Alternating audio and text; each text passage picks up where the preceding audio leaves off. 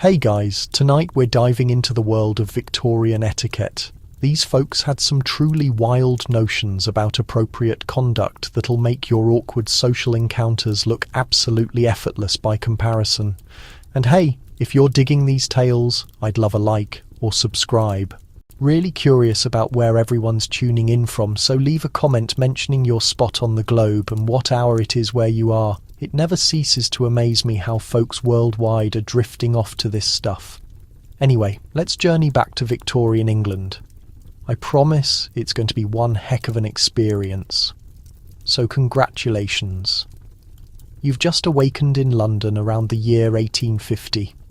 Your eyes flutter open to discover yourself lying in a slim iron bed frame. Forget the memory foam you're accustomed to. This mattress is packed with horsehair, somewhat scratchy, somewhat uneven.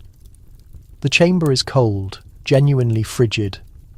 The coal blaze that warmed you at bedtime has faded to glimmering coals, providing just sufficient illumination to distinguish the outlines of furnishings surrounding you.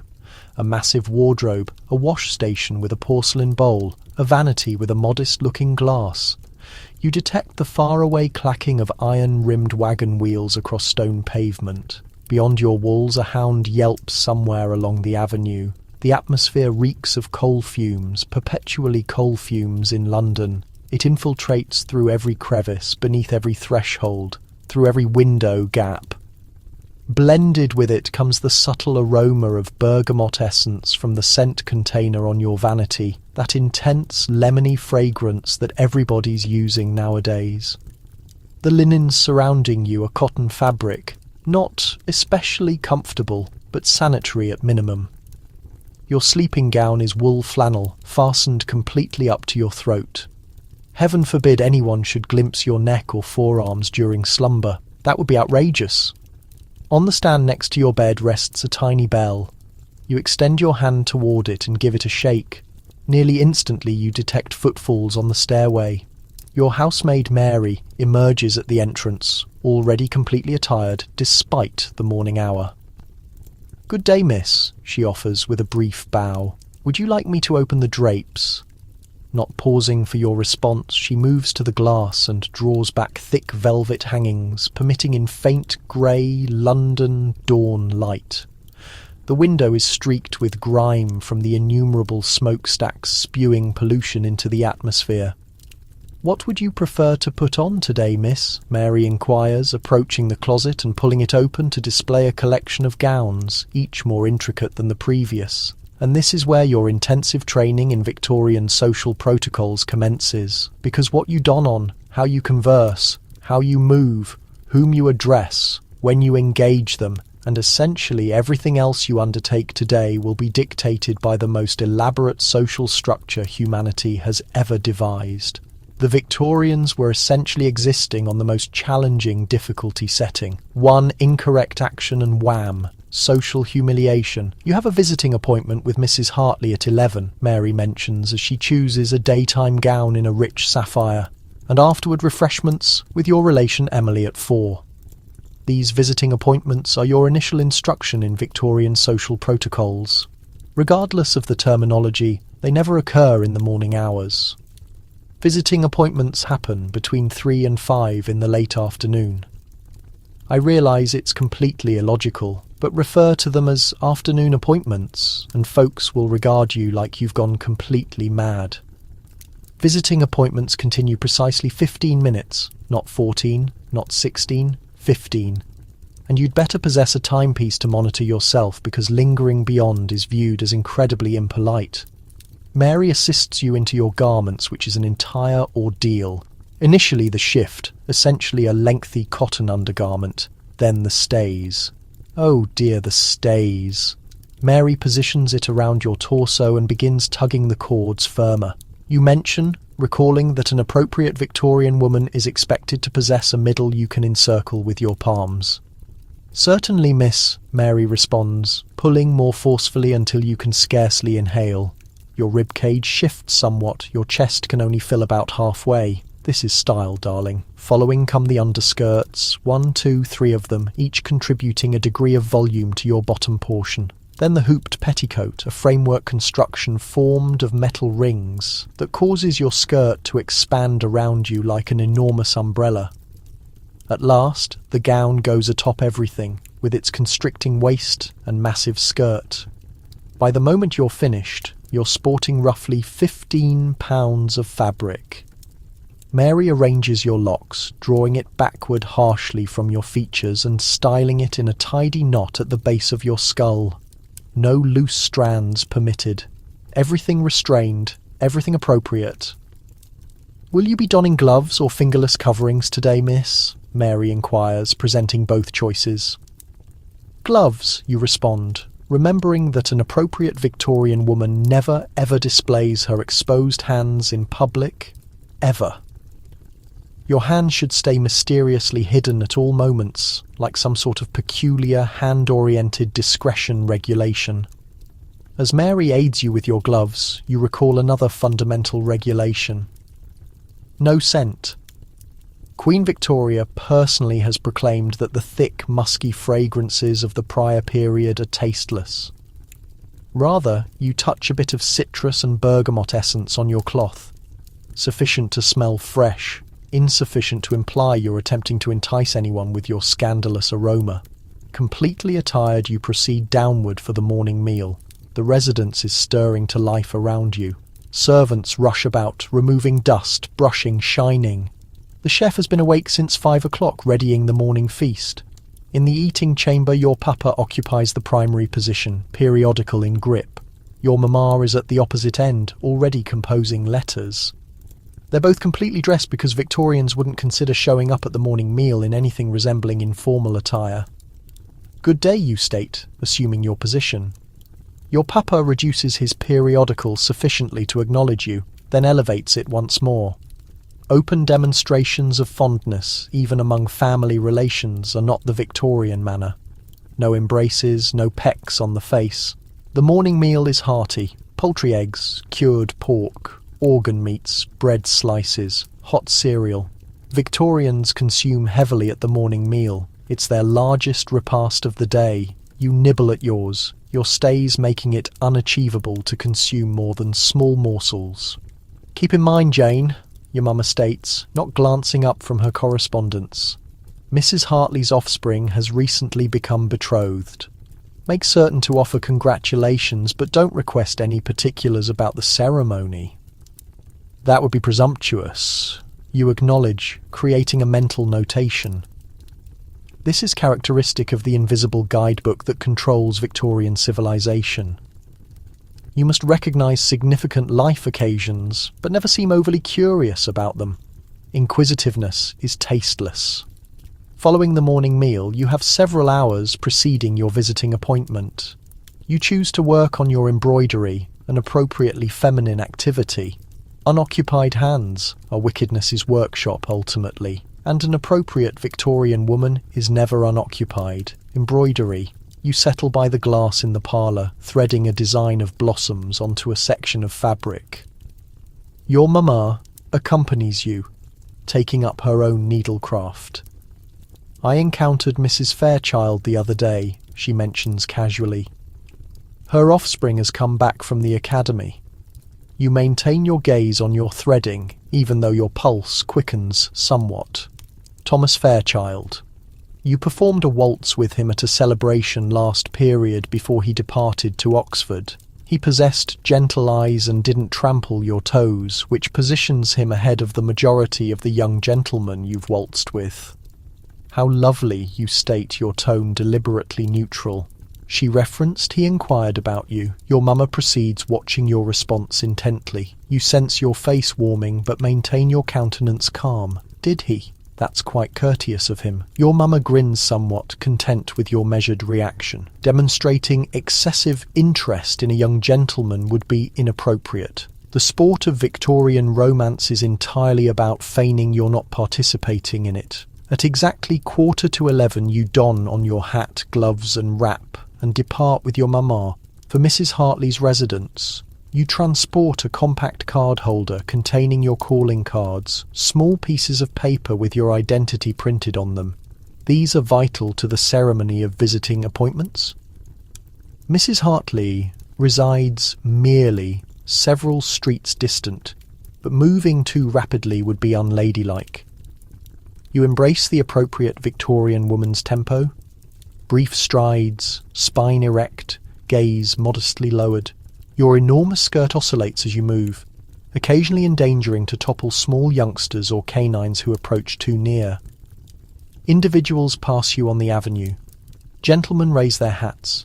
You recognize them with the slightest acknowledgement, never establishing eye contact with unknown persons. A gentleman would never address a woman he hasn't been officially presented to, and a woman would absolutely never address an unknown gentleman. You reach Mrs. Hartley's at exactly 11 o'clock. Timeliness is essential. Arriving prematurely is as problematic as arriving tardy. Both indicate you don't possess sufficient obligations to occupy your day, which would be humiliating. The manservant responds to the entrance. You present him your calling cards, one from you and one from your mamma. He accepts them on a compact silver platter and escorts you into the parlour where Mrs. Hartley and her offspring Charlotte are anticipating. Everyone bows. Nobody embraces or pecks faces. Physical interaction is maintained to an absolute minimum. "How thoughtful of you to visit," Mrs. Hartley states, motioning for you to be seated. You position yourself cautiously on a compact sofa, conscious of your enormous skirt. Being seated elegantly in a hooped petticoat is a skill. You must balance directly on the rim of your seat to accommodate the metal framework around your bottom portion. "We were so delighted to learn your joyful announcement," your mama states to Charlotte, who reddens appropriately. "Gratitude," Charlotte whispers, gaze lowered. "Mr. Edwards is quite pleasant." And that's all? That's the entirety of the details you're going to obtain about Charlotte's betrothal. Not what her intended is like, not when the ceremony will be, not how they encountered or whether she adores him. Those inquiries would be intrusive, and Victorians do not intrude. The dialogue proceeds to acceptable subjects. The climate, overcast but without precipitation. Latest religious addresses at worship, inspiring but not excessively lengthy. And a performance you all witnessed. Skillful but not ostentatious. Everything is characterized in the most temperate language conceivable. Intense viewpoints are for the inferior classes. Following exactly 15 minutes, your mama provides an almost undetectable signal. That's your indication. You both rise. "It was so delightful to visit you," Mrs. Hartley states, also rising. More bows, more courtesies, then you're back outside on the avenue. Visiting appointment successfully fulfilled. "That proceeded well," your mama states as you walk homeward. "Charlotte appeared well, didn't she?" "Quite well," you concur. In Victorian dialogue, well is the ultimate commendation one can offer. Back at the residence, you have a modest midday meal, then occupy the afternoon perusing an educational volume. Nothing excessively thrilling or sentimental naturally. Stories that awaken the sentiments are viewed as potentially hazardous for young women. At 4 o'clock you have refreshments with your relation Emily, who arrives at your residence. The ceremony is comparable to the visiting appointment, but marginally less structured. Since Emily is kin, you still preserve flawless posture, still converse in controlled tones about suitable topics, still prevent anything that might be viewed as idle talk. Following Emily's departure, you have several hours preceding the evening meal. You rehearse the keyboard for exactly 60 minutes, sufficient to sustain your abilities without implying that you possess unsuitable aspirations of becoming a professional performer. The evening meal is at 7 o'clock, a comparatively casual family repast since you're not hosting company. Still, you alter into a different gown, marginally fancier than your daytime gown, but not as elaborate as a formal dress. Victorians alter garments numerous times daily, each ensemble exactly adjusted to the particular social situation. At the supper table, dialogue is courteous but not especially intimate. Your papa converses business affairs with your sibling.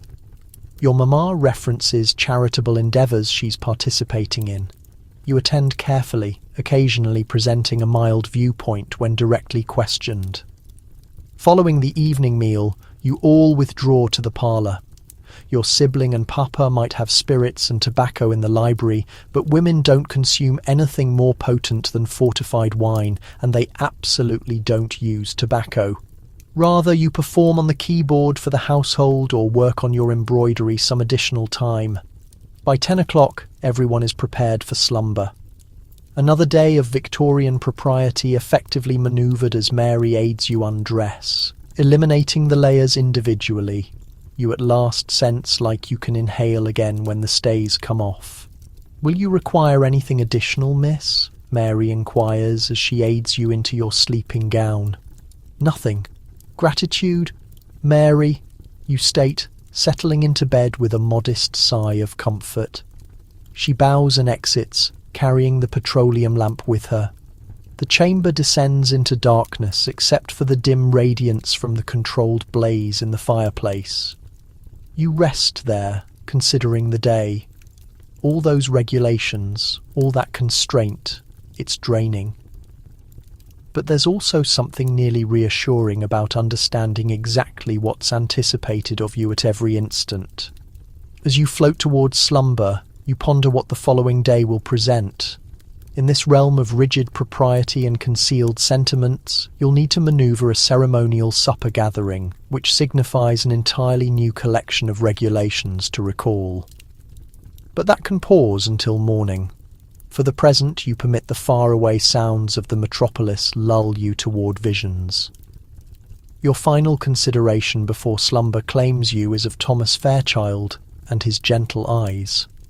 In this realm where so much is constrained and regulated, even the smallest connection seems meaningful.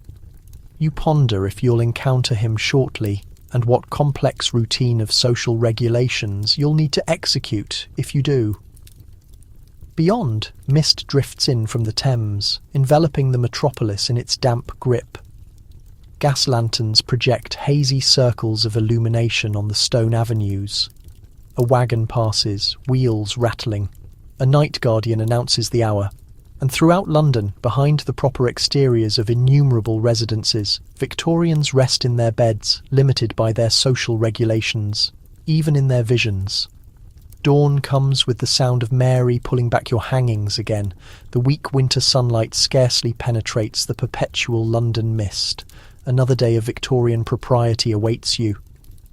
"Good day, miss," Mary states, positioning a cup of heated chocolate on your bedside stand. "It's going to be an active day." You consume the chocolate as Mary arranges your morning gown. Today is genuinely significant. You're participating in a ceremonial supper gathering at the Fairchilds' residence. Correct, those Fairchilds. Thomas will be present. The morning transitions in a whirl of arrangements. Your mama demands you rehearse keyboard for 2 hours rather than the customary one. The Fairchilds may request you to perform, she clarifies. Mrs. Fairchild referenced their recent keyboard instrument. It would be impolite to refuse another Victorian regulation to recall never decline a direct request to exhibit an accomplishment, but also never seem overly enthusiastic to demonstrate. It's a fragile equilibrium. Following midday meal, you take a brief stroll in the adjacent park with your mama. The crisp winter atmosphere is genuinely cleaner than inside most residences, where coal blazes fill the chambers with a delicate coating of grime. Women amble along the pathways, acknowledging courteously to acquaintances. Gentlemen raise their hats as they transit. Recall, your mama states quietly as you stroll. At the evening meal, you'll be positioned according to status.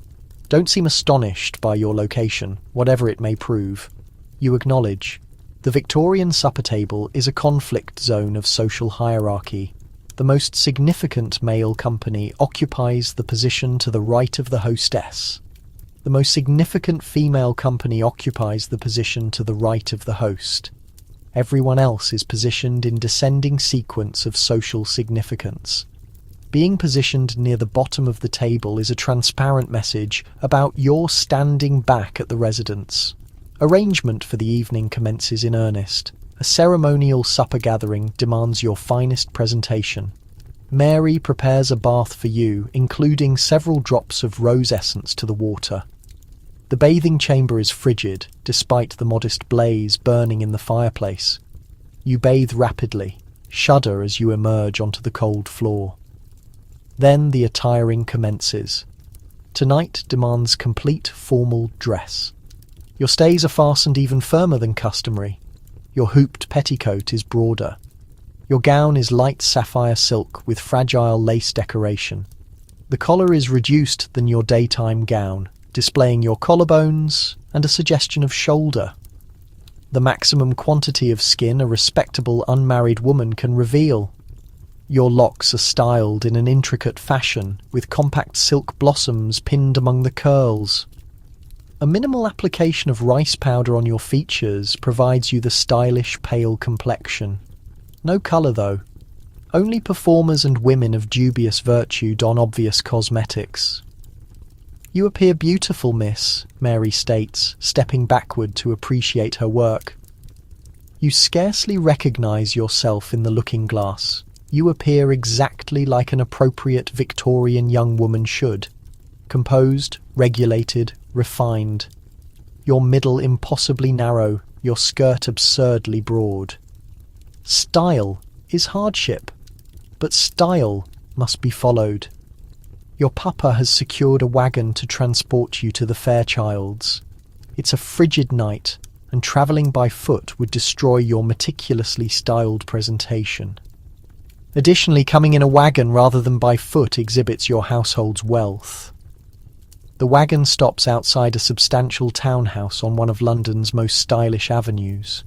Illuminations blaze from every glass. A servant in uniform opens the wagon entrance and assists you descend. Within, the residence is warm and radiant. Gas illumination, the newest modern advancement, brightens the entry hall. A housemaid accepts your wrap, exposing your formal finery. The manservant declares your household as you enter the parlour. Mr. and Mrs. Wilson and Miss Jane Wilson. All attention turns.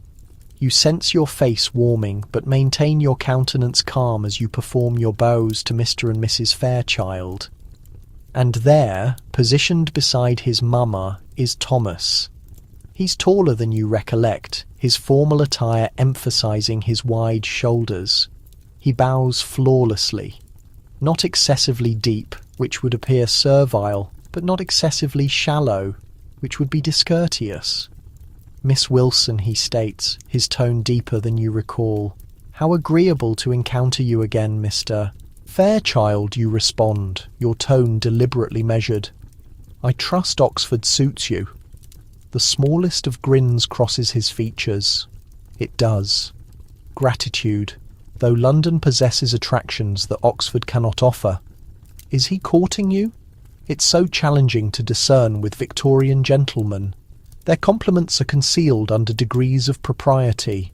Additional company arrives. The parlour fills with the murmur of courteous dialogue. Everyone stands. Being seated preceding the evening meal would imply eagerness to consume, which would be tasteless. You observe Charlotte Hartley and her intended Mr. Edwards across the chamber. They stand a respectable distance separated. No contact, no significant glances. To the casual spectator, they might not even be betrothed. When all the company have come, the manservant declares that the evening meal is prepared. Now arrives the elaborate choreography of proceeding into the dining chamber. The host, Mr. Fairchild, presents his arm to the highest status female company. The highest status male company presents his arm to the hostess. Everyone else pairs off according to standing, creating a procession into the dining chamber. You discover yourself paired with a middle-aged gentleman you've never encountered previously. Thomas, you observe, is accompanying an elderly woman with an intricate turban of material on her head. The dining chamber dazzles with crystal, silver, and candle illumination. The table gleams with shined silver and exquisite porcelain. Before you lies a bewildering collection of silverware at your place setting. Forks for fish, spoons for soup and dessert, several knives, and more. Choosing incorrectly would be a complete social disaster. Your seat is roughly in the middle of the table, not at the end, which is reassuring, though not close to the head either. Thomas sits across from you, a few chairs down. At a Victorian dinner party, you speak mainly with the gentleman on either side of you, never directly across. The man on your right addresses you. "I believe you know my nephew, Miss Wilson. Charles Pembroke. I think you two danced together at Lady Hamilton's ball last year. You try to recall?" "Yes, you remember dancing with a Mr. Pembroke. He trampled your feet 3 times and spoke only about his horse." "Yes, of course," you respond warmly. Mr. Pembroke dances quite well, a harmless fib for the sake of keeping peace. The meal moves through several courses: soup, fish, meat, game, dessert, each with its own serving customs and proper silverware. You take careful tiny bites, chewing softly. A lady must never appear to eat with gusto regardless of her hunger. Table talk is deliberately balanced between engaging and inoffensive. Politics, religion, finances, and anything too personal are completely off limits. Instead, people talk about recent theatre productions, displays at the Royal Academy, the weather, and trips to acceptable places like Italy or France. You catch Thomas glancing at you from his side of the table. When your gazes meet, he immediately looks elsewhere. In this society of strict social conventions, even a simple look can carry significance. Following dessert comes the most gender-divided custom of the Victorian dinner party. Mrs. Fairchild makes eye contact with the most senior female guest and stands from her chair. This signals all the ladies to exit the dining room. The men remain behind for their port and cigars. You join the line of women heading back to the drawing room. This separation of sexes fulfills several functions in Victorian culture. It lets men talk about masculine subjects like commerce and politics. It provides women an opportunity to use the chamber pot if necessary, essential given the huge skirts that make regular bathroom visits challenging, and it maintains the pretense that ladies are too refined to be around cigars and strong liquor. In the drawing room, the women form small talking circles. Mrs. Fairchild makes sure Charlotte and her future mother-in-law sit side by side, showing support for the coming wedding. "Would you perform for us, Miss Wilson?" Mrs. Fairchild requests, indicating the pianoforte nearby. There it is, the feared question. You cannot decline. Yet you also cannot seem too willing. "If you wish it, Mrs. Fairchild," you respond humbly, "though I'm certain others here are more skilled musicians." "Nonsense," Mrs. Fairchild insists. "Everyone has heard about your gift." You walk to the piano, managing your massive skirt as well as you can on the narrow bench. You perform a Mozart piece, complex enough to demonstrate ability, but not so elaborate as to appear boastful. You maintain perfect posture, your expression set in a gentle smile. No grimacing or moving with the music, which would be seen as too emotional. When you conclude, the ladies clap politely. You accept their appreciation with a humble nod, then take your seat again. Your hands shake faintly, but no one sees.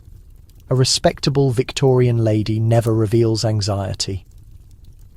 Roughly 30 minutes after the ladies departed the dining room, the gentlemen rejoin them. The scent of cigars hangs on their clothing. Several have flushed faces from the port. The senior men take armchairs while the younger ones move among the ladies. Thomas works his way toward you, pausing to chat with other guests first to avoid seeming too keen. "I appreciated your performance, Miss Wilson," he remarks when he reaches you. "Mozart, wasn't it?" "Yes," you answer, "his sonata in C major." "You perform with considerable emotion," he observes, then quickly adds, "but proper control? Naturally." You smile subtly. "Thank you, Mr. Fairchild. I hear you're reading classics at Oxford." And thus starts the Victorian style of courtship, a precisely managed discussion of neutral subjects with true intentions concealed beneath the surface. You talk about books, nothing too sentimental, music, nothing too fervent, and art, nothing too radical. Meanwhile, you're evaluating one another. Is he clever? Is she educated? Would we be compatible? You spot Mrs. Fairchild observing you both with a pleased look. Mothers are the main arrangers of Victorian marriages. Surely she included your family this evening precisely to pair you with Thomas. After what feels like mere moments, but is truly almost 30 minutes, Thomas reluctantly takes his leave. I ought to speak with Miss Hartley and congratulate her on her engagement, he mentions. Certainly, you answer, concealing your letdown. It was enjoyable speaking with you, Mr. Fairchild. He bows lightly. The pleasure was entirely mine, Miss Wilson. As he departs, your mother materializes beside you. He seems rather interested, she whispers. Does he? You reply, acting as if you hadn't registered it. Your mother sees through you. Don't seem too keen, Jane. Nothing frightens off a prospective suitor quicker than an overeager young woman. The night goes on with additional music, some card playing, and constant movement of guests throughout the room. Everyone takes care to address everyone else. No one lingers in any single conversation too long. The illusion of social cohesion is everything. At exactly 11 o'clock, the initial guests start departing. This indicates it's now appropriate for others to leave too. The Victorians have firm guidelines, even for concluding a gathering. Your father catches your mother's attention, and she nods faintly. Time to depart. You say your goodbyes to the hosts, thanking them appropriately for their generosity. Thomas is close by and bows to you once more. Until our paths cross again, Miss Wilson, he murmurs quietly. Good evening, Mr. Fairchild, you respond, your tone revealing nothing of your inner feelings. Outside, your carriage awaits. As you sink into the cushion, you finally permit yourself a slight exhale of relief. The night went smoothly. No social errors, and Thomas appeared truly drawn to you. A productive evening. Your father announces as the carriage moves away. This is considerable praise coming from him. Yes, your mother concurs. Mrs. Fairchild said they're holding a small musical gathering next week. We'll be receiving an invitation. Your pulse quickens a bit. Another chance to see Thomas. Once home, Mary assists you in changing, meticulously hanging your evening dress and storing your jewellery. Your hair, so intricately styled, falls down your shoulders as she extracts the pins. Did you have a good time, miss? Mary inquires as she brushes your hair. It was an agreeable evening, you reply, keeping your demeanour steady even before your lady's maid. Servants notice everything and chatter amongst themselves. Any display of enthusiasm about Thomas could reach his house through the servants' grapevine. After Mary exits, you remain at your vanity briefly, studying your reflection. Behind your calm exterior, your thoughts are spinning. Did Thomas specifically come to see you? What did his mother's observant expression signify? Will he visit you? Or must you wait until the musical gathering? Courtship in the Victorian period is like playing chess blindfolded. Each action counts, yet half the time you're unaware you're even playing. And the consequences are enormous. Your whole future contentment hinges on securing a suitable match. You approach the window, drawing the curtain back slightly to peer at the misty London evening. Gas lamps form glowing circles in the fog. A solitary cab rattles by on the stones. Somewhere beyond, Thomas Fairchild might be contemplating you as well. But in this realm of severe propriety and masked emotions, how can anyone know? You'll need to wait and discover what the next social occasion delivers and what fresh conventions you'll have to master. Your next meeting with Thomas Fairchild arrives earlier than anticipated. The following day, actually. You're sitting in the front parlour, half-heartedly flipping through an appropriately educational book about botany, when Mary comes to the entrance. Mr. Thomas Fairchild has arrived, miss, she states. He's inquiring if you and your mother are accepting callers. Your pulse races, but your expression stays perfectly controlled. Please inform him we are, Mary, and notify my mother. A well-bred Victorian young woman is never left unchaperoned with a gentleman visitor. Your mother must remain present throughout the entire call. Even leaving the room briefly would be outrageous. Mary curtsies and vanishes. You have roughly 30 seconds to compose yourself. You verify a hair in the little mirror over the fireplace, correct your posture, and retrieve your book once more, positioning yourself to appear naturally engaged. The door opens and there's Thomas, appearing even more striking in daylight. His formal morning attire suits him impeccably. Dark jacket, flawlessly tied cravat, shined boots. He's holding his top hat and gloves. A gentleman always takes off his hat inside but keeps his gloves until he sits. "Miss Wilson," he says, bowing. "I trust I find you in good health today." "Quite good, thank you, Mr. Fairchild," you respond, placing your book down and motioning toward a chair. "Please sit, my mother will be here shortly." Thomas sits, now taking off his gloves and tucking them in his hat. This is the Victorian version of settling in. "I found the evening at your family's home last night delightful," you mention, maintaining your tone cordial but not excessively warm. "I did as well," he answers. "My mother was especially taken with your musical talent." Before you can reply, your mother walks into the room. Thomas stands instantly. A gentleman always gets up when a lady appears. "Mr. Fairchild," your mother says, beaming. "What a nice surprise." Thomas bows once more. "Mrs. Wilson, I hope this isn't an inconvenient moment." "Not in the least," your mother confirms, sitting on the sofa next to you. "Now the actual performance starts." "I've arrived to deliver an invitation," Thomas says. "My mother is arranging a small musical gathering next Tuesday. She's hoping Miss Wilson and yourselves will be available to come. So, that's his purpose here, not solely to visit you, but serving as his mother's envoy. However, he could have dispatched a servant with a written note." The reality that he came in person carries meaning. "How gracious," your mother replies. "We would be honoured to accept." "Splendid," Thomas says, his gaze shifting toward you. "My mother additionally wondered if Miss Wilson might perhaps consider performing that Mozart piece. Last evening's rendition was highly praised. Now you grasp everything. Mrs. Fairchild wishes to showcase you to her circle. You're being assessed as a prospective daughter-in-law." "I would be pleased to play," you answer modestly, "though I'm confident your mother has secured more talented performers." Thomas disagrees. "None that I'm informed of. Your skill would be the centrepiece of the evening." Is he genuinely complimenting you outright? That's nearly improper in Victorian society. Your mother gracefully intervenes. "My daughter works hard at her music, Mr. Fairchild. We're thankful for the chance to display the results of her dedication." The discussion proceeds with this type of courteous exchange, discussing shared connections, forthcoming social functions. Thomas is cautious to direct most of his comments to your mother, only sometimes addressing you directly.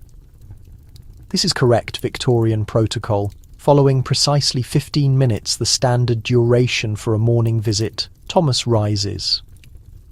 "I've imposed on your time enough, Mrs. Wilson, Miss Wilson," he says. "I'll relay your acceptance to my mother. She'll be quite delighted." Your mother calls for Mary, who comes to escort Thomas out. He bows to you both, his eyes resting on you for just a fraction longer than absolutely required. After the door shuts behind him, your mother faces you with a contented expression. "Well," she remarks, "it appears the Fairchilds have developed an interest in you." You attempt to seem only slightly pleased. "Mrs. Fairchild is most kind to invite us to her musical gathering." Your mother gives you a perceptive look. "It wasn't Mrs. Fairchild who just visited us, was it?" Before you can answer, the bell chimes again. Mary reappears moments later. "Miss Charlotte Hartley and Mrs. Hartley, ma'am," she reports. Additional visitors. The morning visiting routine is fully underway. Charlotte comes in with her mother, both attired in the latest fashion. Charlotte appears glowing. Being engaged suits her clearly. Following the customary greetings, Charlotte leans in a little, her eyes sparkling with intrigue. "Have you heard the news about Mrs. Pembroke?" she inquires quietly. Your mother lifts an eyebrow. "What concerning her?" Mrs. Hartley makes a disapproving sound. It's quite disturbing. She was spotted riding through the park with Mr. Foster, alone in his vehicle. This is truly scandalous information. Mrs. Pembroke is a married woman. Mr. Foster is an unmarried man, famous for his flirtatious ways. And being alone in a carriage together, that's essentially announcing an affair publicly. Perhaps a footman was there, your mother offers, always attempting to see the best in others. Mrs. Hartley shakes her head firmly, entirely alone. My cousin's wife witnessed it herself. This is how standing is ruined in Victorian London. One careless carriage journey, some gossiping voices, and a woman can become socially shunned. Men face fewer consequences. Mr. Foster might encounter some critical glances at his gentleman's club, but nothing beyond that. The inequality is thriving in 1850. The talk shifts to Charlotte's wedding arrangements, which are advancing beautifully. She'll marry in 3 months. Her wedding wardrobe is being assembled. The wedding reception will take place at the Hartley home following the church service. Observing Charlotte's authentic joy, you experience a hint of, not envy precisely, but eagerness. Will this be your future organising a wedding to Thomas Fairchild, or is that interpreting too much from a basic social visit? Following the Hartleys' departure, you have scarcely an hour before your next obligation, a charity board meeting at the minister's residence. Victorian women of status are expected to participate in charitable activities, coordinating assistance for the impoverished and ill. It's viewed as a suitable channel for feminine compassion and energy. The gathering is dull but obligatory. You and 12 other women from respectable families talk about winter blankets for those in need, food kitchens, and garment contributions. The minister's wife records notes and distributes responsibilities. You offer to gather used garments from multiple homes. It's a respectable pursuit that will permit you to make morning visits with justification. Following the meeting, you return home with 2 other young women who reside close by. The talk turns predictably to engagements and possible suitors. Did you know that Thomas Fairchild has returned from Oxford? One of them, Emma Parker, mentions casually. Excessively casually. Yes, I think I heard something about that, you state, maintaining your voice indifferent despite the abrupt tension in your chest. Emma has consistently been attracted to Thomas. My mother mentions Mrs. Fairchild is organising a musical gathering next week, Emma goes on. We've received an invitation. Will you be there? Yes. We got an invitation too, you reply, not revealing that Thomas brought it himself. Emma's smile becomes slightly forced. How wonderful. Maybe you'll perform for everyone. You're so talented on the piano. Mrs. Fairchild did ask for a performance, you acknowledge. Emma's companion, Sarah, chimes in. Thomas has always valued music. I recall him helping turn sheet music for the pianist at the Johnsons' ball last year. The suggestion is obvious. These 2 young women both view Thomas Fairchild as a possible husband for themselves. The rivalry for suitable bachelors is intense in Victorian London, particularly one as attractive and well-situated as Thomas. By the time you reach home, you're drained from sustaining your composed appearance. The perpetual awareness demanded by Victorian social customs is exhausting.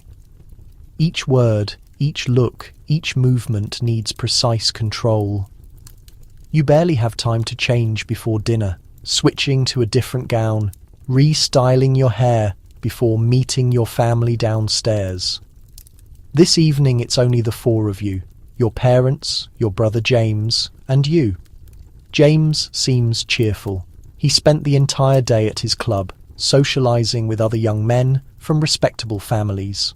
Victorian society's gender rules grant him liberties you can only imagine. He moves freely, participates in athletics, engages in political and business discussions, even journeys without company.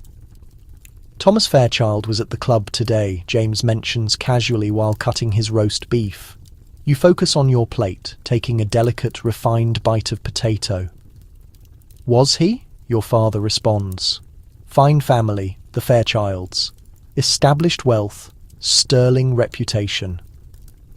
Thomas said he stopped by here earlier, James continues, looking your way, delivering an invitation to some musical gathering his mother's planning. Yes, he visited this morning, your mother confirms. Extremely courteous young man. James smiles. He posed several questions about you, Jane. You glance up, unable to mask your curiosity. Really? What questions? Wanted to learn if you ride, what literature you prefer, whether art exhibitions interest you, things like that. This matters. Thomas is collecting details about you, attempting to discover if your preferences match his. It's the Victorian version of reviewing your social profile.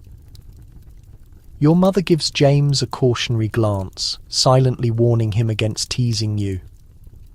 Yet you notice her satisfaction. An alliance with the Fairchild family would prove beneficial. Thomas is their oldest son, positioned to inherit his father's banking enterprise and substantial wealth, and he appears genuinely pleasant, which is an advantage not every Victorian bride receives. Following dinner, you withdraw to the drawing room, while James and your father savour their port and cigars in the study.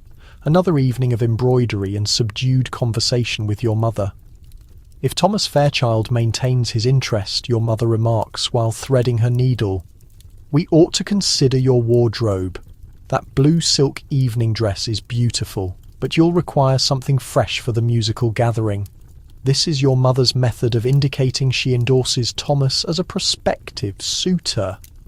New dresses aren't ordered casually, considering their cost.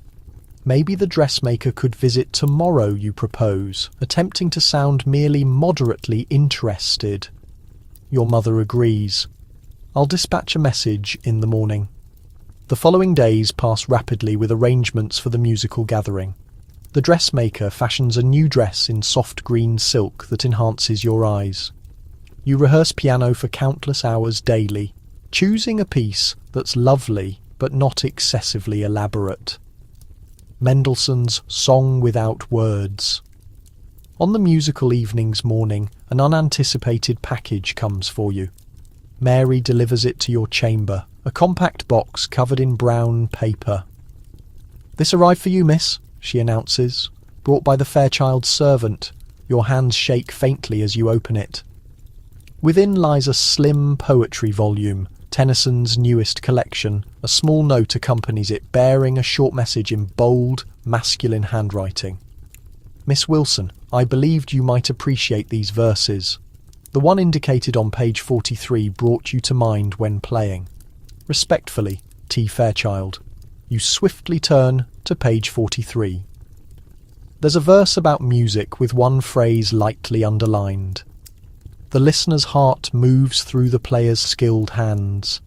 Mary observes your expression, obviously interested. It's merely a poetry book, you state casually, as though gentlemen deliver books to you regularly. From Mr. Fairchild. Quite thoughtful of him, Miss Mary remarks, a perceptive expression in her gaze. Servants constantly discover what's happening before everyone else. You conceal the book in your bureau. Victorian convention requires you cannot openly exhibit it or discuss it with others. Presents between unwed men and women are essentially prohibited unless they're betrothed. Thomas has stretched the boundaries by sending this book. If you recognise it publicly, you'd be breaking them completely. Yet in your chamber's privacy, you hold the book against your chest briefly, permitting yourself to experience the thrill that respectable Victorian ladies never display. Thomas Fairchild is unmistakably courting you. That evening your family reaches the Fairchild's residence exactly punctually. Not premature, which would appear desperate, and not tardy, which would be discourteous. Your fresh green silk dress rustles gently as you descend from the carriage, the crinoline beneath preserving its flawless bell form. The Fairchild's drawing room already contains numerous guests when you arrive. Your gaze instantly seeks Thomas, discovering him opposite the room conversing with an aged gentleman. He glances up as you enter, and although his manner stays appropriately controlled, his eyes noticeably brighten. Mrs. Fairchild welcomes you cordially, praising your dress and expressing gratitude beforehand for your musical performance. She guides you toward several young women, including, regrettably, Emma Parker. Emma's outfit is strikingly comparable to yours in shade, though not as expertly crafted. She recognizes the likeness instantly and offers you a forced smile. "Such a coincidence, Miss Wilson," she remarks. "We seem to have shared the identical notion about colour." What she implies is we're both attempting to attract Thomas's attention with green outfits. The rivalry persists. The musical segment of the evening starts with a professional vocalist performing multiple Italian arias. Next, a gentleman performs on violin. You're arranged to perform third, which is favourable positioning, not initial, which would imply you're the least significant performer, and not final, which would create excessive pressure on you. As you approach the piano, Thomas advances. "May I assist with pages, Miss Wilson?" he inquires. This is meaningful. Page assistance positions him directly beside you at the instrument, an intimate placement seldom permitted between unmarried individuals. It's additionally public. Everyone will observe his focus on you. "Thank you, Mr. Fairchild," you respond, maintaining your voice calm despite your pounding heart. That would prove quite beneficial. You arrange yourself at the piano, managing your massive skirts as effectively as possible. Thomas stands alongside you, near enough that you detect his fragrance. Sandalwood and something lemon-like. You position your music on the holder. Although you've committed the piece to memory and don't genuinely need it, the sheet music provides Thomas justification to remain near you. Drawing a deep breath, you start playing. The Mendelssohn composition is melodic and amorous, without being excessively ardent, ideal for a suitable Victorian presentation. You're intensely conscious of Thomas beside you, rotating pages precisely when required. Once his hand grazes yours unintentionally, and you experience the touch like an electrical jolt. Yet your performance never wavers when you conclude. The applause proves generous. Thomas extends his hand to assist you rising from the piano seat. Another modest liberty that doesn't escape the observing assembly's notice. "Exquisitely performed," he whispers as you return to your position. "Thank you for your help," you answer, your voice scarcely audible. Mrs. Fairchild appears delighted. Mr. Fairchild offers Thomas an approving gesture, and Emma Parker resembles someone tasting something bitter. The courtship ritual advances, one meticulously managed step at a time. Following the musical presentations, refreshments are distributed. Thomas succeeds in bringing you a cup of punch without being excessively transparent about selecting you specifically. He doesn't linger to converse that would be too conspicuous, but proceeds to acknowledge other visitors, guests. Nevertheless, the action communicates substantially in a society where every behaviour holds significance. As the evening advances, you observe Thomas's father engaged in deep conversation with your own. They remain by the fireplace, appearing serious. Commerce, potentially, or something more individual. Your mother materialises at your side, tracking your observation. Your father finds the Fairchild's banking enterprises quite impressive, she mentions softly. He's contemplating an investment. Yet there's something in her inflection suggesting beyond financial consideration. The Victorians appreciate effectiveness. If two families are weighing joining through matrimony, why not reinforce business connections simultaneously? The evening starts to conclude. Visitors begin departing, expressing gratitude to their hosts for a delightful musical program. Your family readies to depart, collecting wraps and gloves. Thomas approaches as you wait in the entrance corridor for your carriage to be summoned. "Miss Wilson," he states formally, "might I visit you tomorrow afternoon? There's an exhibition at the Royal Academy I believed you might find interesting." "With your parents' consent, naturally," he adds swiftly, acknowledging your father. "This is crucial, a straightforward request to court you. Not exactly a proposal, but a definite declaration of purpose. In Victorian language, Thomas is requesting authorization to pursue you formally. Your father appears satisfied, but preserves his composure. We would be privileged to welcome you, Mr. Fairchild. Around 2 o'clock, potentially. 2 o'clock would be ideal, sir, Thomas responds, relief apparent in his tone. He faces you. Until tomorrow, Miss Wilson. Until tomorrow, Mr. Fairchild, you respond, your composed exterior concealing your internal enthusiasm. Outside, your carriage waits. Thomas assists you, stepping up into it, one final contact of his hand on yours before you separate for the evening.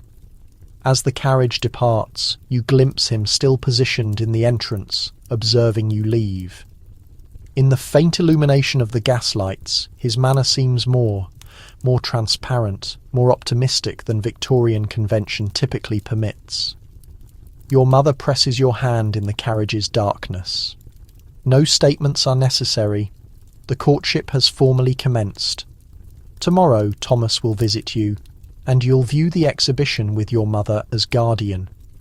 It's the initial move on the route that might lead to engagement, marriage, a shared life. For the present, though, you simply treasure the recollection of his hand on yours, his gaze meeting yours beyond the piano, the poetry volume hidden in your bureau. In Victorian society's constraining environment, these small instances are as exciting as the most intense proclamations in different periods. The London evening moves past. Beyond the carriage windows, gas lights project pools of amber illumination on the misty streets. Somewhere distant, a clock chimes midnight. Another day of managing Victorian social regulations is reaching its conclusion. Yet tomorrow offers fresh obstacles and fresh opportunities with Thomas Fairchild. The subsequent day arrives bright and cloudless, an uncommon occurrence in London's typically foggy winter. Perhaps even the climate endorses your developing connection with Thomas Fairchild. You awaken earlier than typical, too stimulated to rest, despite understanding that respectable Victorian ladies never demonstrate eagerness. Mary assists you, dressing in a walking ensemble appropriate for an art exhibition, a day outfit in rich burgundy wool with a coordinating coat and hat. The ensemble is stylish but not ostentatious, suitable for a young woman of good lineage being courted by a proper gentleman. You appear beautiful, miss, Mary states as she fastens your hat with pins, if you'll permit my observation. Thank you, Mary, you respond, studying your reflection. The burgundy shade provides a pleasing warmth to your skin tone. You wish Thomas will approve. Below, you discover your mother already in the drawing room, attired for her position as guardian. A respectable Victorian courtship demands continuous monitoring.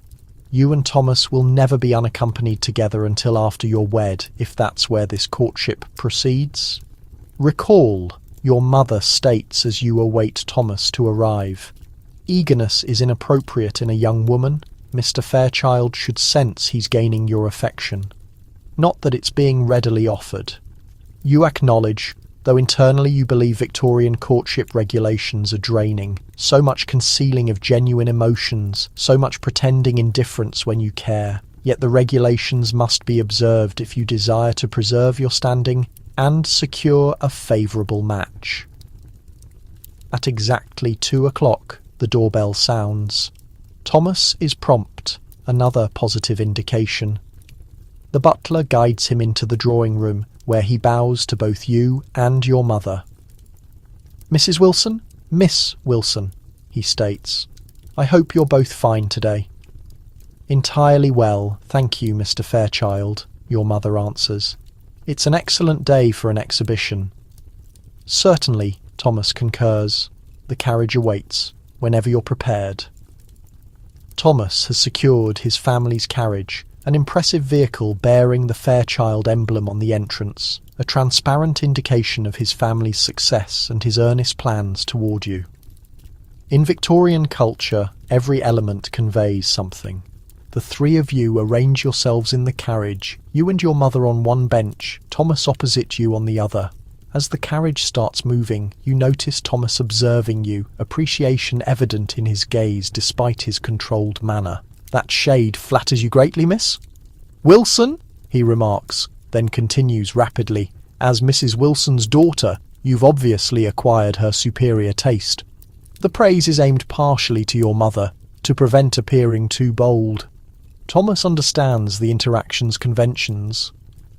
You're extremely gracious, Mr. Fairchild, you answer, dropping your gaze demurely. The carriage travels through London's crowded streets toward the Royal Academy. Thomas indicates notable landmarks along the route, directing his remarks primarily to your mother with periodic glances at you. Everything flawlessly appropriate at the exhibition. Thomas purchases your admission, another indication of purpose. You proceed through the galleries, viewing paintings of scenery, portraits and historical tableaus. The exhibition is filled with fashionable individuals, numerous whom you identify from various social functions. Miss Wilson, Mrs. Wilson, a recognisable voice, summons.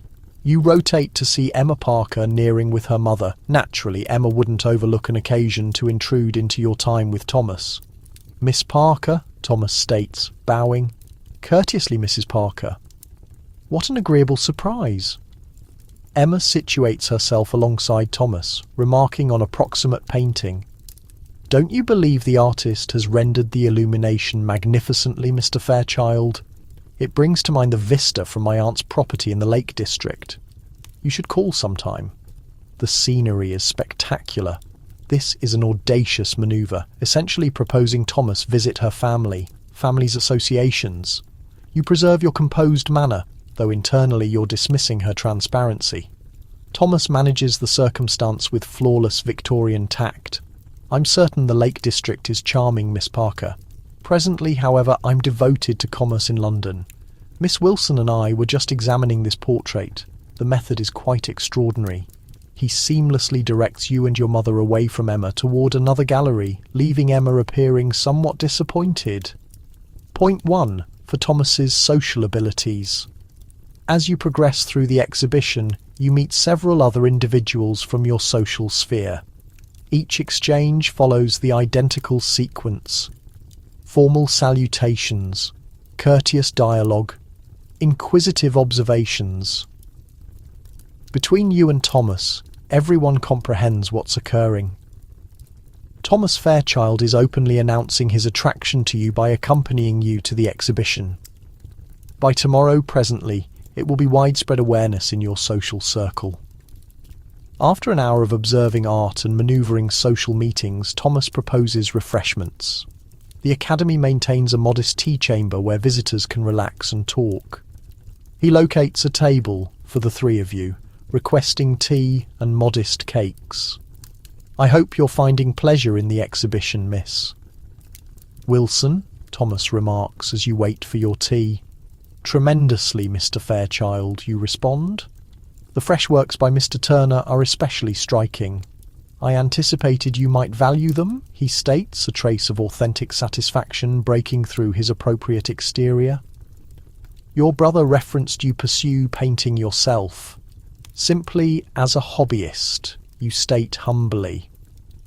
A respectable Victorian woman might follow artistic pursuits, but never with occupational aspirations. I'd be curious to observe your work eventually, Thomas states, then acknowledges your mother. With your authorization, naturally, Mrs. Wilson. Your mother gestures approvingly. Jane has multiple watercolours in our drawing room. Perhaps you might examine them on your subsequent visit.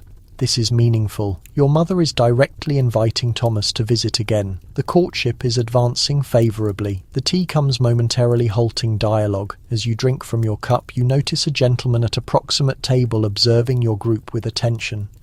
He's middle years, lavishly attired, with a scheming expression.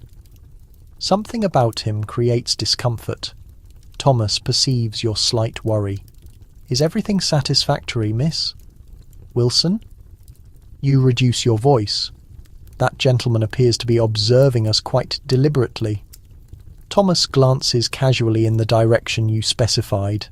Then his expression dims somewhat. "Ah, Lord Barrington. Don't trouble yourself, Miss Wilson. Yet your mother has likewise noticed the man." "Lord Barrington," she states quietly. "I wasn't informed he had returned to London. Society. There's something in her inflection that sparks your interest. Do you recognise him, mother?" Your mother and Thomas trade a glance that implies they both understand something you don't.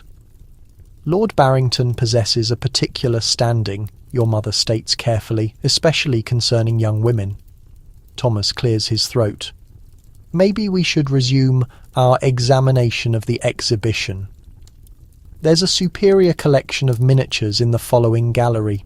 As you rise to exit, Lord Barrington likewise stands and nears your table.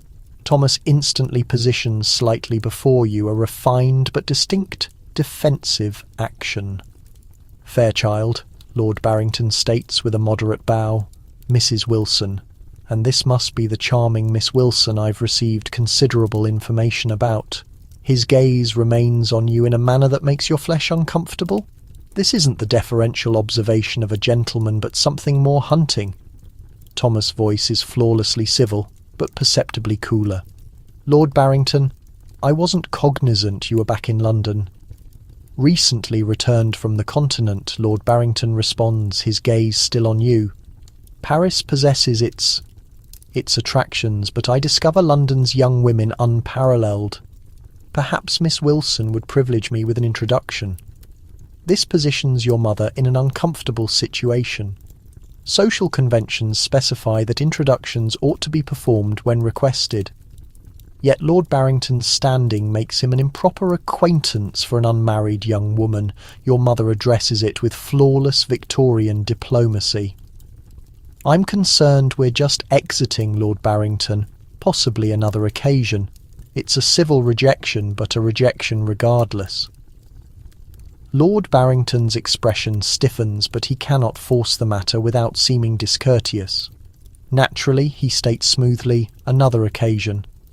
As you exit the tea chamber, Thomas positions himself between you and Lord Barrington, his demeanour defensive without being inappropriate.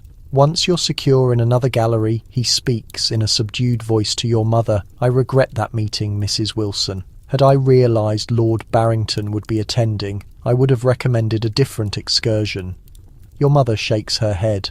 "You couldn't have predicted, Mr. Fairchild. I'm appreciative for your swift judgment. You're consumed with interest about Lord Barrington and his evidently dubious standing, yet respectable Victorian women don't pose straightforward questions about scandalous subjects. You'll need to wait until you're alone with your mother to inquire additionally."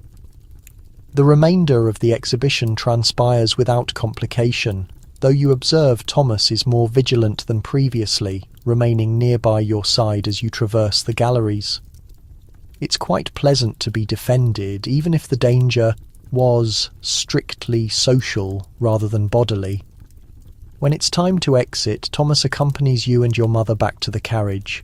As you settle into your seat, he remarks, "I hope the meeting with Lord Barrington didn't diminish your appreciation of the exhibition, Miss Wilson."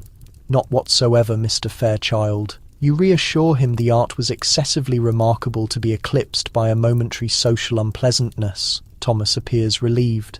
"I'm pleased to learn it." He pauses, then adds, "I should reference Lord Barrington is not welcomed in the finest houses in London. His conduct toward young women has been inferior to honourable. This is the closest thing to a warning a Victorian gentleman can offer about someone dangerous. The specifics stay murky to spare your delicate constitution, but the intent comes through crystal clear. Keep your distance from Lord Barrington. The carriage delivers you and your mother back home, where Thomas assists you both onto the sidewalk. At your doorstep, he bows with precision. "I thank you for such a delightful afternoon, Mrs. Wilson." "Miss Wilson," he says, "may I return tomorrow? There's something I need to speak with Mr. Wilson about, if he's free." Your pulse quickens. "Something to discuss with your father?" In Victorian courtship, this can mean only one thing: Thomas intends to request permission to formally court you, the stage right before an official betrothal. Your mother handles herself with more grace than you manage. My husband should be home tomorrow afternoon, Mr. Fairchild. 3 o'clock would work well. 3 o'clock then, Thomas agrees. His gaze finds yours momentarily, and his proper facade cracks just enough to show real feeling. Until tomorrow, Miss Wilson. Until tomorrow, Mr. Fairchild, you answer, your voice more controlled than your racing heart. Once inside, your mother waits until the door shuts completely before letting a small victorious smile show. Well, she says, I suspect Mr. Fairchild plans to discuss his intentions regarding you with your father tomorrow. You nod, afraid that speaking will expose your barely contained enthusiasm. Still improper for a well-bred Victorian young woman. Should your father give his consent, your mother goes on, you can anticipate a formal proposal quite soon. We ought to start planning your trousseau. A trousseau? That collection of clothes, linens and personal belongings a bride brings into her marriage? The Victorian equivalent of a hope chest in the planning stages. Your mother clearly considers your engagement already decided. Yes, mother, you say, still attempting to look suitably reserved. Your brother James gets home right then, ushering in a blast of cold air and masculine presence into the foyer. Jane, he calls out. Noticing your flushed face, you look like someone just gave you excellent news. Did Fairchild already propose? James, your mother chides. Such topics aren't discussed so directly. However, Mr. Fairchild did accompany your sister and me to the Royal Academy today, and he'll be visiting tomorrow to speak with your father. James grins widely. Well, well. My congratulations, little sister. Fairchild's a decent man. Maybe a bit too serious, but good character through and through. From your brother, that counts as glowing praise. He hasn't proposed yet, you point out, though your heart soars at the thought. Just a formality, James says, pulling off his gloves. Everyone in town knows he's smitten with you. Oh, and on the subject of town talk, did you catch wind of Lord Barrington's return? Created quite the commotion at the club. Your mother's face hardens. We ran into him at the exhibition. Very unfortunate. James looks concerned. You encountered Barrington. Did he address Jane? Mr. Fairchild managed the situation perfectly, your mother reassures him. But maybe you should inform your sister about Lord Barrington's standing in suitable terms. Certainly. James nods with understanding. After your mother leaves to consult with the housekeeper about dinner, he turns your way. Lord Barrington is what we men refer to as a rake, he says plainly. He pursues young women with dishonourable aims. There was a significant scandal last season connected to the Matthews girl. Nothing confirmed, but her reputation was destroyed. She's been shipped off to relatives in Scotland. This represents remarkably frank information by Victorian measures. Brothers occasionally took responsibility for warning their sisters about dangerous men, cutting through the typical conversational barriers. I understand, you say, softly. Thank you for the warning. Simply avoid him, James counsels. Though I suspect you won't need to worry much longer. Once you're engaged to Fairchild, Barrington won't dare come near you. The thought of being engaged to Thomas sends another wave of excitement through you. Less than 4 weeks ago, you were just a young woman in London society. Now you stand on the brink of a proposal from one of the most desirable bachelors around. The remainder of the day drifts by in eager expectation. You move through your regular activities, piano practice, needlework, dinner with your family. But your thoughts keep circling back to tomorrow and what it could bring. That evening, as Mary prepares you for bed, she picks up on your distraction. Eventful day, miss? She asks while brushing your hair. Just an exhibition at the Royal Academy, you reply, keeping up the pretense that nothing special is unfolding. Mary smiles knowingly. Of course, miss. And will Mr. Fairchild be calling by again soon? Tomorrow afternoon, you confess. He wants to speak with my father. Mary's eyes go wide. Oh, miss, that's marvellous news. He hasn't proposed yet, you remind her, though you can't suppress your smile. It's just a question of when, Mary promises, setting the brush aside. Everyone in the household knows he's taken with you. Cook says she'll bake your favourite cake for tea tomorrow as a celebration. Apparently, everyone anticipates a proposal. Everyone except you, who as a respectable Victorian young lady must act surprised and overcome when it actually occurs. As you climb into bed, your mind races too much for sleep. Tomorrow, Thomas will meet with your father. If your father agrees, and you see no reason why he wouldn't, Thomas will then be allowed to formally propose to you. You'll say yes after a proper display of surprise and careful thought, and then you'll be engaged. An engagement in Victorian society is serious business. Unlike modern casual engagements, broken engagements during the Victorian period could ruin reputations, especially for women. Once you accept Thomas's proposal, you're essentially locked in, unless something truly scandalous surfaces. You consider what you know about Thomas Fairchild. He's good-looking, smart, from an excellent family with solid means. He shows you respect and appears genuinely curious about your opinions and interests. By Victorian measures, he's nearly flawless, perfect. But what about love?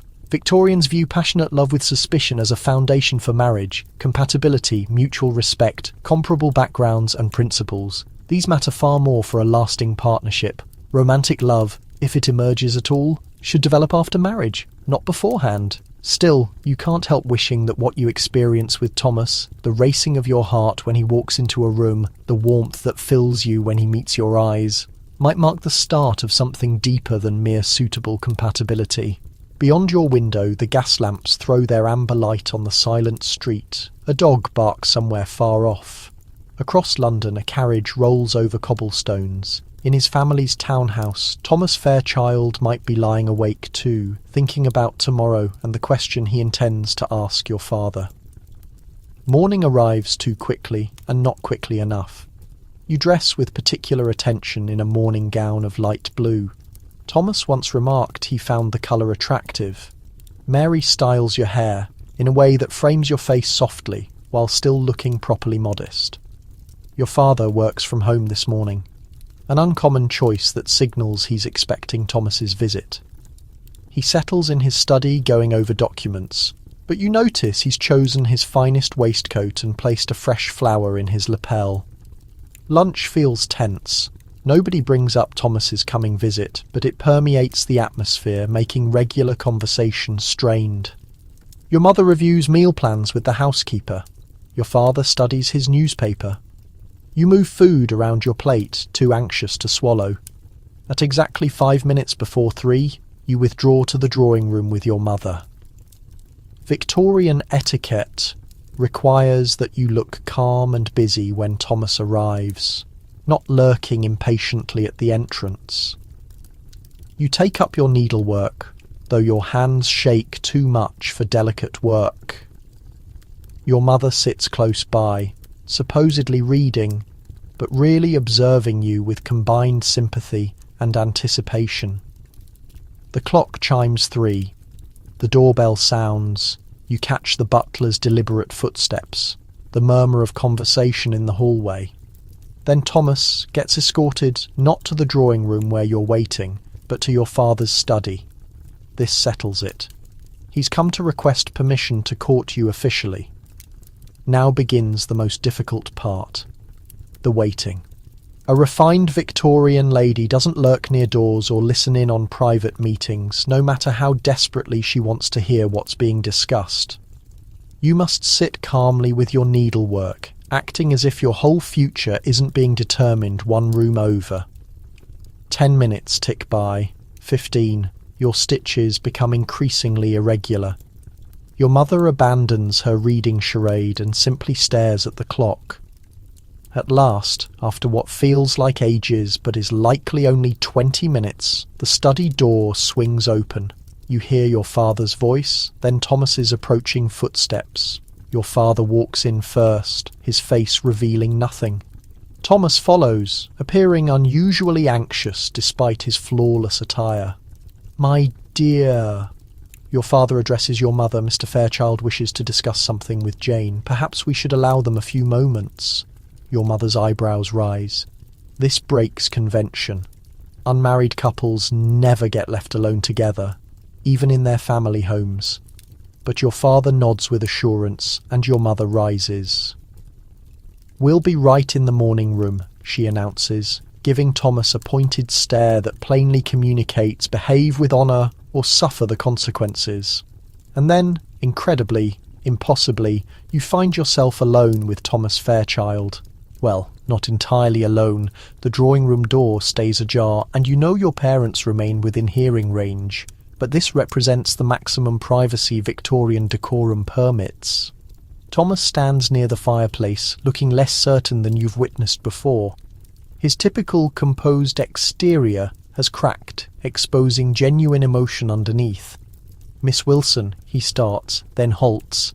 "Jane," he amends, using your first name for the very first time. "I've consulted with your father and obtained his approval to address you formally." Your heart hammers so forcefully you think he must hear it. This is the moment, the instant every Victorian young lady gets raised to expect. Thomas moves a step nearer, though still keeping a proper distance. "From our initial meeting, I've been captivated by your intelligence, your grace, your generous spirit. These recent weeks have only strengthened my admiration and my attachment." He pauses, apparently summoning his nerve. Right now he's not the polished Victorian gentleman, but simply a man revealing his heart. "What I'm attempting to express, quite awkwardly I fear, is that I hold you in the greatest esteem and affection. Jane Wilson, would you grant me the tremendous honour of accepting my proposal of marriage?" Thomas's words linger in the space between you.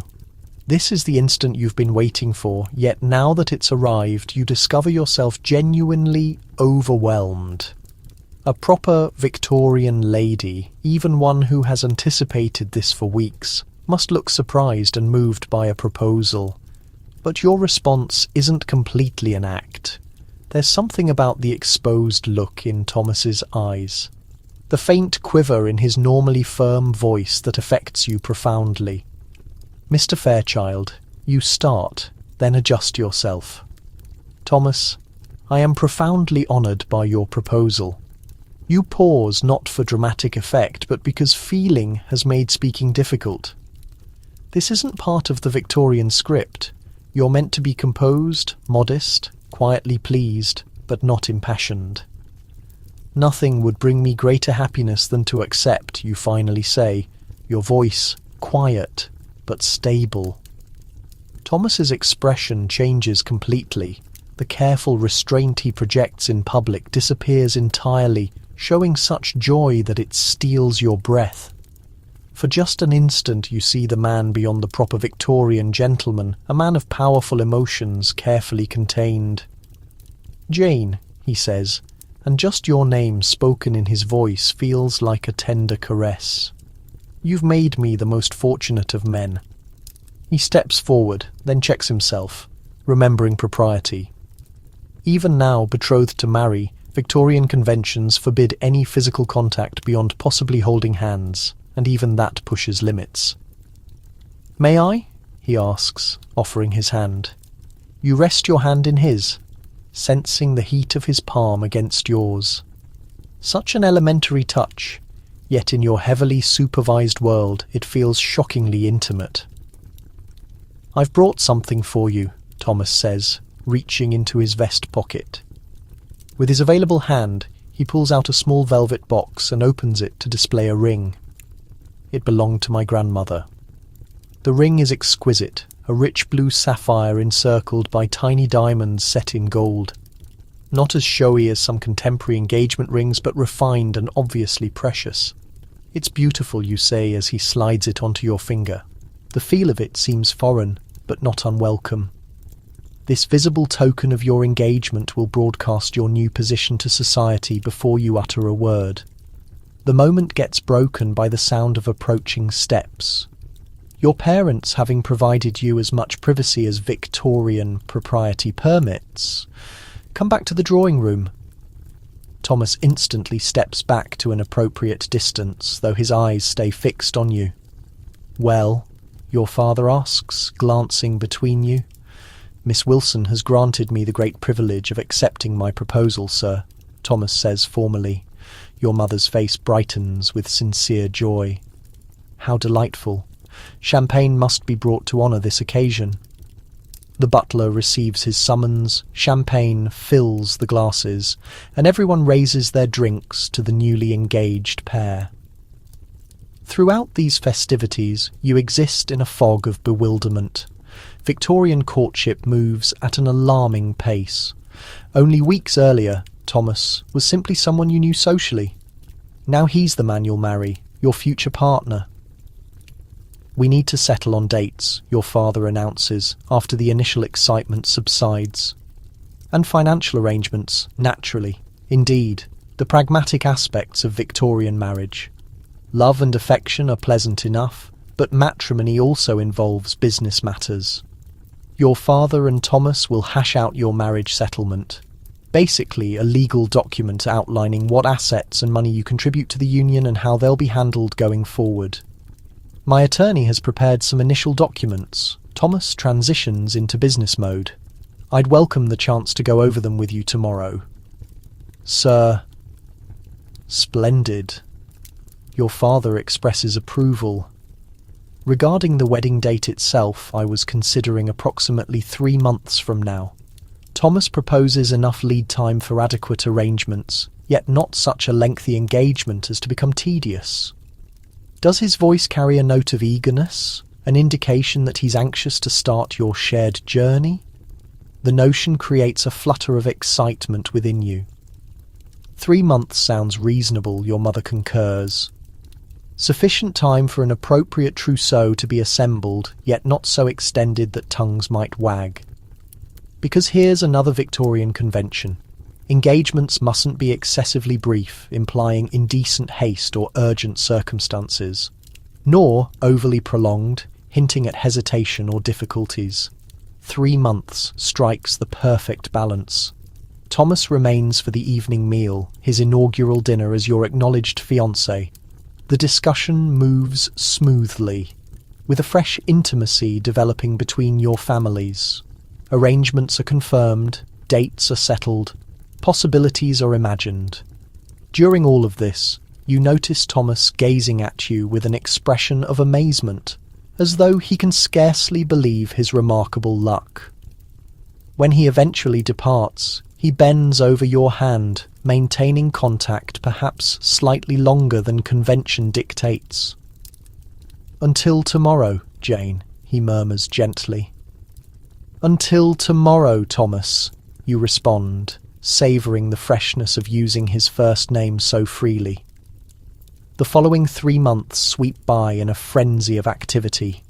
Your engagement appears in the society columns. Well wishes and messages flood in. Your mother and Mrs. Fairchild convene regularly to organise the wedding breakfast and harmonise additional arrangements. Your schedule becomes packed with appointments for your trousseau, the comprehensive wardrobe a bride acquires for her marriage. Morning attire, afternoon wear, evening apparel, daytime ensembles, riding costumes, night dresses, robes, underclothes, gloves, hats, footwear, wraps, everything a properly outfitted Victorian wife could require for no less than the initial year of matrimony. Then comes your wedding gown, the most crucial garment of your existence. Pristine white, naturally, since Queen Victoria established white wedding gowns as the fashion when she wed Prince Albert. Lengths of silk and lace, with a train substantial enough to make an impression, yet not so excessive as to appear showy.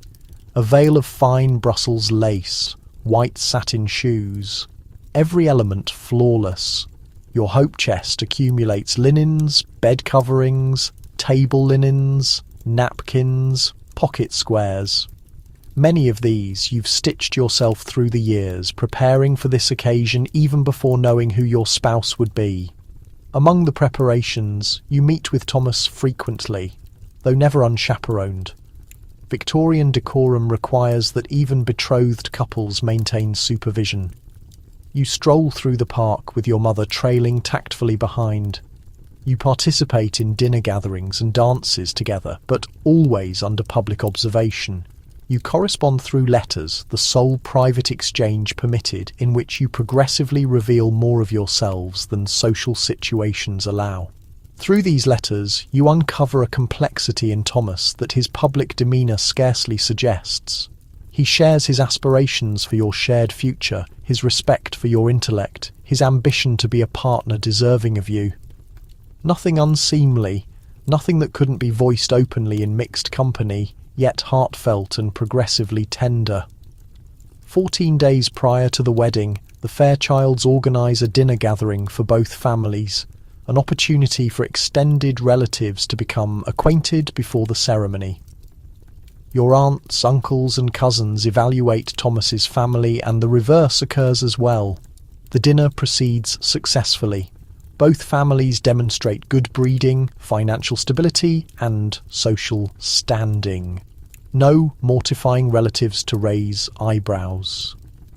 Your cousin Emily appears interested in my cousin William, Thomas whispers to you during an interval when others are engaged elsewhere. Perhaps another union taking shape. You follow his glance to where Emily is giggling at something William has mentioned. Perhaps you concur they would complement each other nicely, though not as perfectly as we complement each other, Thomas remarks, his tone quiet and affectionate. Such an uncomplicated observation, yet it causes warmth to flood your face. Even at this point, weeks into your betrothal, his focused attention can unsettle you. A respectable Victorian lady shouldn't display such obvious responses. Yet Thomas appears gratified rather than disapproving of your flushed cheeks. The ultimate week preceding your wedding becomes a haze of final touches. Your wedding presents are arranged in the drawing room. Silver tea sets, crystal carafes, elegant porcelain, elaborate timepieces and decorative vessels. Visitors arrive to appreciate them and extend their congratulations once more. The evening before your wedding, your mother enters your bedroom as Mary tends to your hair for the final time in your family home. Tomorrow you'll relocate to the Fairchild residence, where you and Thomas will occupy your own private quarters. "I wish to have a word with you," your mother announces, excusing Mary with a gesture. "Regarding tomorrow evening, here it comes." The Victorian equivalent of the conversation. Well-bred young women are sheltered so thoroughly that many approach their wedding nights with barely any understanding of what awaits. Your mother, forward-thinking for her era, feels you deserve at least minimal preparation.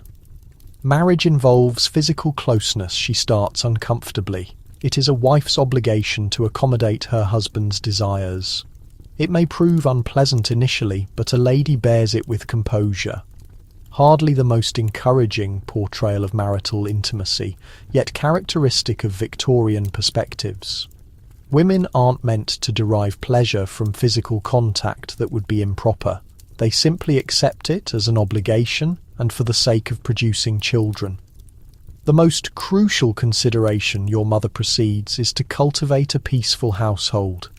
Be considerate of Thomas's comfort. Never challenge him publicly. Preserve a tranquil atmosphere where he can recover from the demands of commerce. This guidance embodies the Victorian concept of distinct domains. Men occupy the public realm of commerce and governance. Women occupy the domestic realm of household and children. Your function as a wife is to establish a restful sanctuary for your husband and administer the household competently. "I trust you and Thomas will be exceedingly content," your mother finishes, clasping your hand. "He appears to be a decent man, and he obviously cherishes you." "Thank you, mother," you respond, appreciative of her concern for your well-being, even while finding her counsel somewhat insufficient. "I trust we will be content as well." That evening you barely sleep, your thoughts too occupied with tomorrow and everything it represents. The conclusion of your existence as Miss Jane Wilson, the commencement of your existence as Mrs. Thomas Fairchild. Your wedding morning arrives bright and clear. The service is scheduled for 11 o'clock at St. George's Church, Hanover Square, the preferred venue for fashionable weddings. You're dressed with meticulous attention. First, the finest undergarments from your trousseau. Then, the exquisite white gown with its tailored bodice and voluminous skirt, the fragile veil positioned over your elaborately arranged hair. "You look stunning, miss," Mary declares, moisture in her eyes. "Begging your pardon, but you truly do?" "Thank you, Mary," you answer, sincerely touched. Mary has attended you for years, guiding you through the intricate world of Victorian femininity.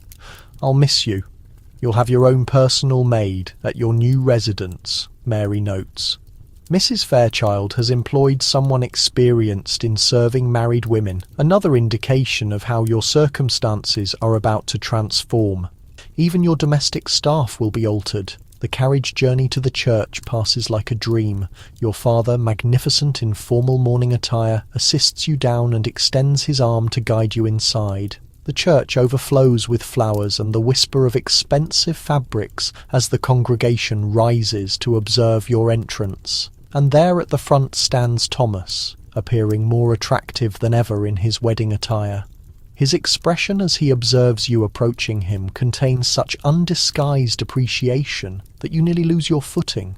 Nobody has ever regarded you quite that way previously. The service is conventional and solemn. You recite your vows in a steady voice, pledging to love, honour, and obey.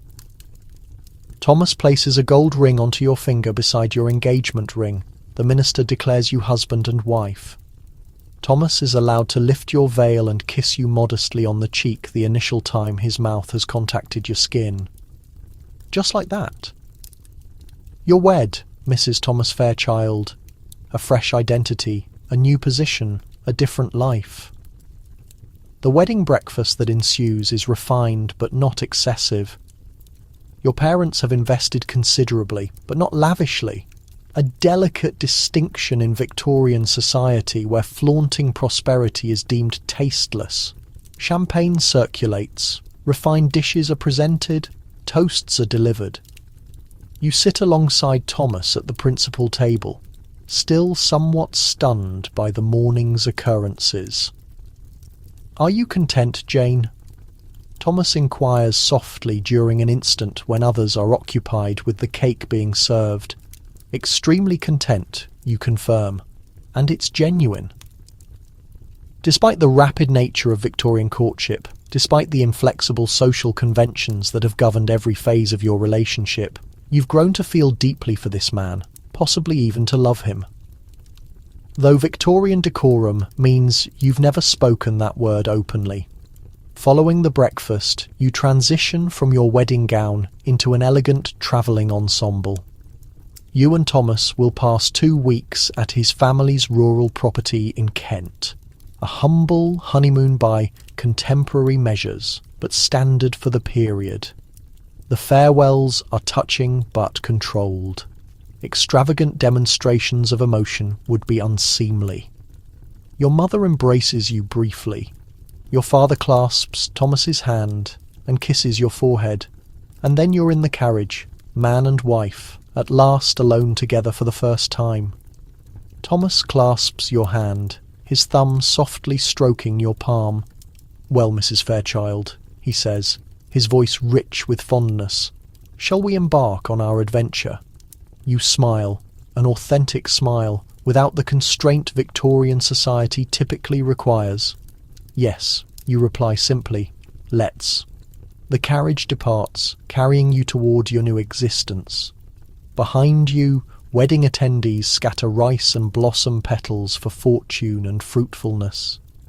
Ahead stretches the unexplored realm of marriage, its obstacles, its delights, its private revelations. Victorian society maintains strict expectations for wives, just as it does for single ladies. You'll be required to manage your household skillfully, supervise servants, conduct and return social visits, participate in suitable charitable activities, and eventually, heaven willing, bear children. Your existence will remain limited by conventions and social demands. But as Thomas's fingers weave through yours, as his gaze connects with yours with tenderness and anticipation, you can't help sensing that within those limitations, you and Thomas might discover your own path. A collaboration, not merely of practicality or social compatibility, but of authentic caring and mutual regard. The carriage travels through London streets toward the Kent Road. Thomas indicates landmarks along the route, his voice enthusiastic in a manner you've seldom witnessed in public. You contribute with remarks of your own, rejoicing in this newfound liberty to talk without chaperones scrutinising every utterance. By the time you arrive at the countryside, twilight is descending. The gentle hills of Kent are illuminated in amber light, the hedgerows projecting extended shadows across the meadows. It's serene after the commotion of London, the atmosphere crisp and fragrant with the aroma of spring blossoms. Nearly there, Thomas mentions, as the carriage enters a tree-bordered drive. Well, one of our residences. We'll alternate our time between London and here, if that pleases you. It pleases me greatly, you assure him, moved that he solicits your perspective. Many Victorian husbands merely announce their decisions to their wives rather than seeking their input. The house emerges into view, not an imposing estate, but an attractive country residence of rich red brick with white accented windows. Lights shine invitingly in the advancing dusk. Servants wait prepared at the entrance to welcome the new master and mistress. As the carriage halts, Thomas presses your hand tenderly.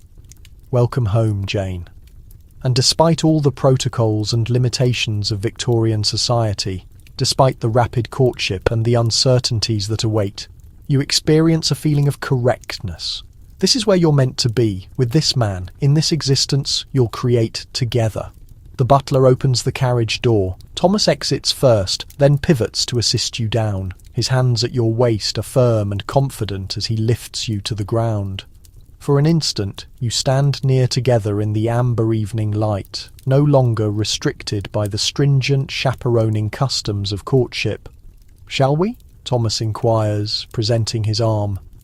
You rest your hand on his arm, sensing the substantial warmth of him beneath the fine wool of his jacket. Yes, you reply. Let's go home. Together you ascend the steps toward your new existence, abandoning the restrictions of unmarried Victorian womanhood and entering the alternative but equally intricate world of Victorian marriage. There will be fresh protocols to master, new obligations to fulfill, but you'll confront them together, discovering your own contentment within the framework society has constructed around you. As darkness settles peacefully over the Kent countryside, as stars emerge individually in the intensifying blue of the heavens, you and Thomas cross the entrance of your new residence. The future extends before you, uncertain but brimming with potential. And with that, close your eyes and drift into slumber, allowing the echoes of Victorian London to dissolve into dreams.